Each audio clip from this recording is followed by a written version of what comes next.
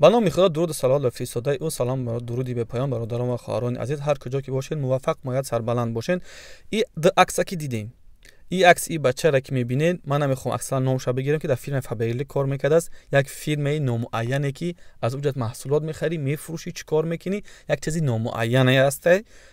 به همین کار مشغوله و با این خواهر دانشمندی که واقعا دانش کافی اسلامی داره و هر سخنی میگه در سخناش اولا در این دنیا خودش جوابگو است، در روز قیامت در نزد خدا و رسولش یک دلیل داره که صحبت بکنه.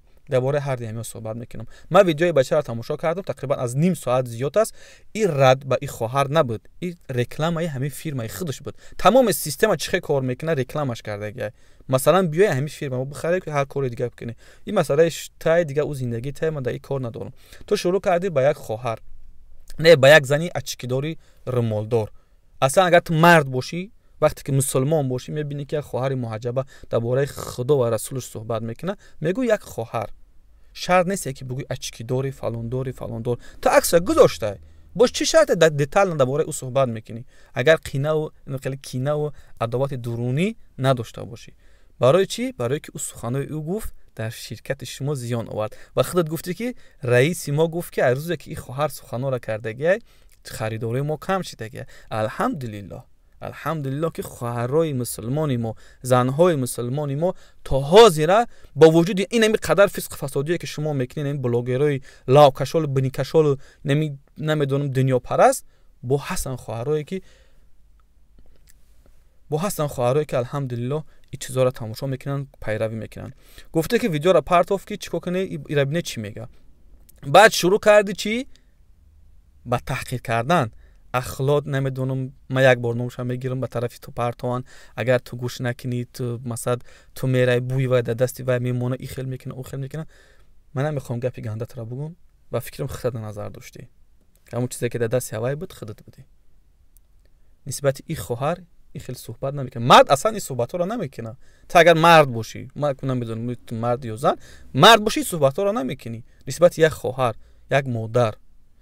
بعد میاری میگوی که گویا که این ملا باشه، گویا که واقعا ملاه.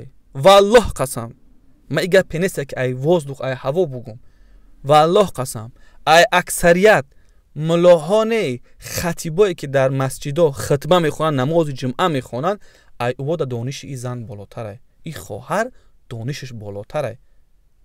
من تقریبا 3-4 سال میشناسم، تقریبا 1 سال شد که من ویدیوش میبینم، فقط آوازکی داشت.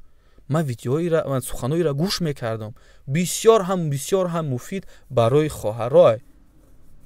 صدها زن، صدها نمود سوالش میتین، سوالهایی که در شوهراشون روشون نمیشه سوال بتین، سوالهایی که در ملاها روشون نمیشه سوال بتین، ملاهایی که ما در این چیزا دسترس نیستن. در مردها ایزا میکشن سوال بتین، در این خواهر سوال میتین و الله قسم سواد دانش کامل داره که میتونه که در این سوالات جواب بتیه. من این چیزا برای چی میگم؟ برادر اگر همین خودت فیلم فابریلی ده یک نفر بیای اگر یه هفته کار کنه، همین سخن بکنه، خودت میفهمی که چند قشید کار کردیسته، چند ق معلومات داره، چند ق اپتیکوری داره، تو میفهمی همین چیزا. همین کمتر صحبت بکنه و کمتر تجارت شروع کنه، تو میفهمی. برای چی؟ برای که تو 3-4 سال در همونجا کار کرده، این چیزی عادیه. من این چیزا نمیفهمم. خب لیکن من کم ترک درباره اسلام معلومات دارم، کم ترک. وقتی که خواهر درباره اسلام صحبت میکنه، من میفهمم که خواهر یک چیز میدونه. والله قسم تو حاضر در تاجیکستان به مانند همین خواهر زنی نیست که ببره درباره خدا و پیغمبر صحبت بکنه. نیست ایتری زن باشه یک ویدیوش پرتوین، نیست ای خیلی زن. این خواهره که شجاعت پیدا کرده، این خواهر شوهر داره، فرزند داره، 1001 مشکلات داره. با وجود این همیشه نصیحتگری خواهران و زنان و مادرای ما است. باید این را قدردانی کرد. در فضای تاجیکستان، حتی بگیم در فضای فارسی زبان ها، افغانستان، ایران، به مانند این خواهر کمه. آزاد ببره صحبت بکنه، ببره ویدیو را پرتوین، بگن که این ویدیوهایی که موضوع بردوام داشته باشه، در یک مجلس صحبت کردگی باشه، نه موضوعی بردوام داشته باشه برای اصلاح جامعه. 3-4 سال شد این خواهر در خدمت خواهرها و مادرای ما. با این فیلم‌های حرام و حلالتون خواهر چخه نشین. برین از پی حرام حلال هر کاری میخوای بکنین. این خواهر از روی دلیل گفتگی. این وقت فتوا میت یک گپ میزنه در روز قیامت در نزد خدا و پیغمبر جواب میگه. این 10 نفر یا 8 نفر به ادعای که خودت گفتگی انا پرسیدگی ای همون گپایی که او گفتن ای روی گپای همو این گپش میگه. تو بگو که نه خواهر او گپای 10 نفر گفتگیان با شما معلومات نادرست رساندن. واقعیت اینه ای آیا از نگاه اسلام این درست هست یا نه؟ بعد جواب تر بده. برای همین من یگان ویدیوی ما را دیدگی که من در عکس یگان کسب منو مستقیما درباره هم آدم گپ زنم. هدف ما یک سخنی نکم باشه به یک کس رساندن. اگر ما ابونچی میخواستم ما 3-4 سوشال ویدیو جمع میکنم. انا ابونچی ما تقریبا 600 نفر 700 نفرن و هر کسی که میخواد بدره ما در هیچ ویدیو نمیگم که ما پادپیس کنی یا لایک بمونی. بدره تمام ویدیوی ما را تماشا کنی. مقصد ما لایک در روز آخرت است. اون روز قیامت. مقصد ما اوه. در دنیا اگر ما را هیچ که تماشا نکنه پروا ندارم. وقتی درباره خواهر گفتیم ما مجبور شدیم که در روی تو همین گپا را بگم. خداوند برای این خواهر مسئولیت داده که این گپا را ببره برای مردم بگه. برای همین اگر یگان شما که کلینت‌های بسیار دارین شرایط مردم خوب کردنی که اصلا وجود نداره. تاجر در روی دنیا وجود نداره که مقصدی تجارتش انا غنی گردانیدنی تمامی قشر جامعه باشه. نیست ایتری تاجر. او اصلا تاجر نیست اگر خیلی باشه.